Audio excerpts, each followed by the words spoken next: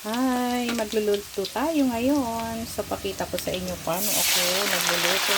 Nagpiprepare ng aking foodie. So, yan. Um, Nagsusutay ako ng chicken. This is breast chicken. Nilagyan ko yan ng light soy sauce at saka oyster sauce at saka maraming paminta. Ayan. So, isutay lang natin siya. Siyempre, nagisa ako ng bawang sibuyas na pula. Ayan. Sinunod ko yung breast chicken. So, ganyan. Gisa lang natin. And then,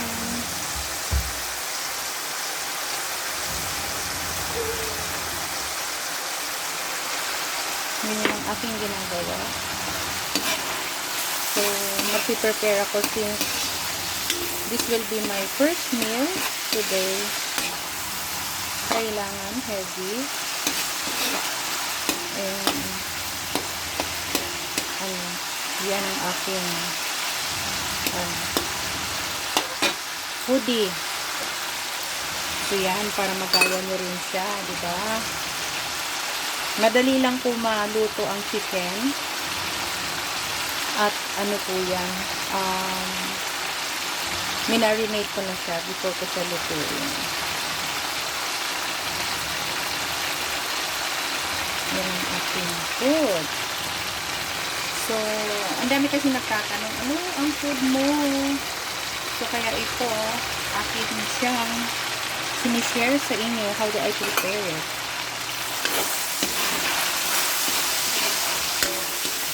Diba? Yan ang aking ginagawa. Sutay lang yan.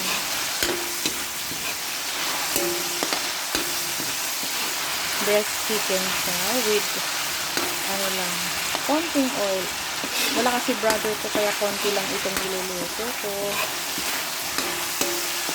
Wala rin ang aking anak. Nasa kabilang bahay siya. So, nagluto na siya kanina ng menudo. Yan ang ulam ng aking menudo.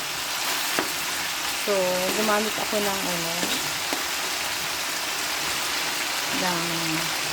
olive oil dito. So, pag ganyan na siya, pwede na natin lagay yung carrots. Yung carrots and bell pepper ko ay hiniwa ko po siya ng medyo malalaki. Yan. Diba?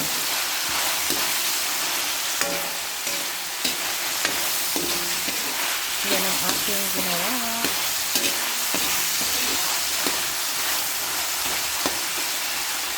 Ayan. Lagyan natin ng konting water. And later on kasi lalagyan na. Naubusan ako ng shiitake mushroom eh. I love shiitake mushroom. Promise. So pagkakulo niyan, solve na. Lagyan na natin ng pagkakulo po nito ay isunod na natin ang cabbage at saka white onions. Yan ang aking foodie. So gusto ko dyan sa carrots is half cook lang siya. Kaya pagka 1 to 2 minutes ready na yan. Okay na yan. Ganyan ako mag-cook. Diba? Tikman natin.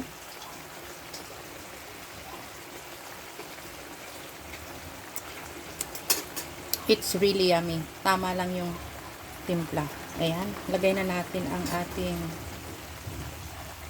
this one. Ang ating white onions.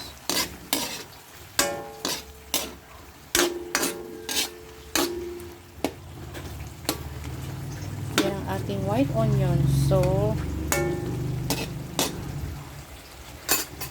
and lagay na natin ang cabbage. So, paglagay ng cabbage, pwede mo na siyang kaunin. Hindi kasi pwedeng walang gulay eh. So, ako kasi magulay. So, this will be my my foodie. Pwede na nga ipansit yan. Lagyan mo na lang ng noodles. Pansit na yan. Ito.